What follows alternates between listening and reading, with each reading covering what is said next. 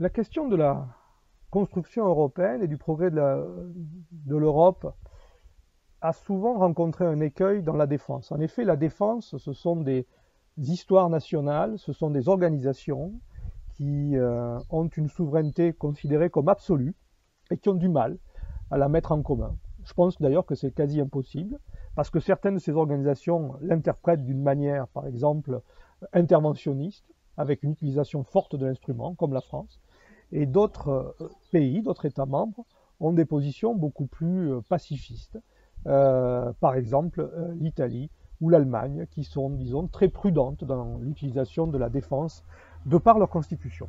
Il est donc peut-être impossible, et je pense que ce n'est pas souhaitable, de chercher une synthèse sur ces aspects-là. Par contre, on voit que récemment, nous avons observé des mouvements très intéressants en ce qui concerne le dossier de la technologie. La technologie était une vieille politique industrielle d'un côté, bon, très bien, et puis la technologie a longtemps été aussi un vœu pieux, c'est-à-dire l'agenda de Lisbonne, qui, il y a presque maintenant 20 ans, disait que le futur de l'Europe serait radieux si on investissait dans la science, la recherche et la technologie appliquée, ce qui est absolument vrai, mais n'a jamais été respecté. Donc, la technologie est restée quelque chose d'un petit peu abstrait. Par contre, on a vu depuis l'avènement du numérique, ce qu'on appelle en anglais le digital, que la Commission européenne a su s'emparer de ce dossier, bien aidée par le Parlement européen, dans lequel on a vu des députés très informés et très actifs, et la Commission a travaillé en particulier sur la question de la protection des droits, d'un côté, et puis sur les questions qu'on appelle en anglais competition, c'est-à-dire concurrence et antitrust à l'égard des grandes entreprises, des grandes plateformes, en particulier américaines, de technologie dans leur approche au marché européen. Au travers de ces deux approches, la Commission a développé un véritable savoir-faire, une véritable expertise sur des questions qui ne sont pas ou peu traitées au niveau des États membres. Et donc il y a là déjà le début d'une création d'une souveraineté originale, c'est-à-dire d'une capacité politique à traiter des problèmes au niveau européen, une capacité qui ne va pas créer de problèmes pour les États membres, puisqu'eux-mêmes n'ont pas ces capacités-là.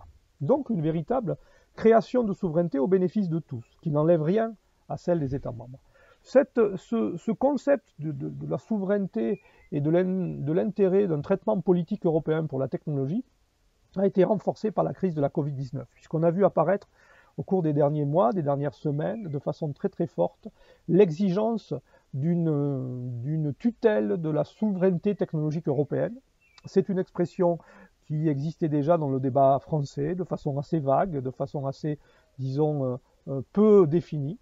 Et puis, grâce à l'évolution de la politique allemande, une politique allemande très sensible à la question des données, par exemple avec l'initiative allemande d'investissement dans un cloud européen, Gaia 10, et puis la sensibilisation d'autres pays, grâce à l'élargissement de ce concept d'une souveraineté technologique et industrielle qui devrait concerner maintenant non seulement les anciennes entreprises que nous pouvions appeler aérospatiales et défense, mais aussi les entreprises de réseau, l'énergie, les distributions, les télécoms, la santé, le pharmaceutique, mais aussi les banques.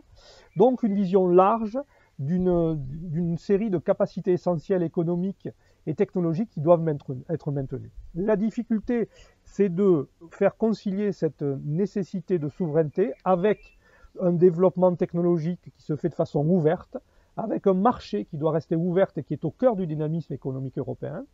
On est en train en ce moment de voir des compromis se dessiner. On parle d'autonomie stratégique ouverte.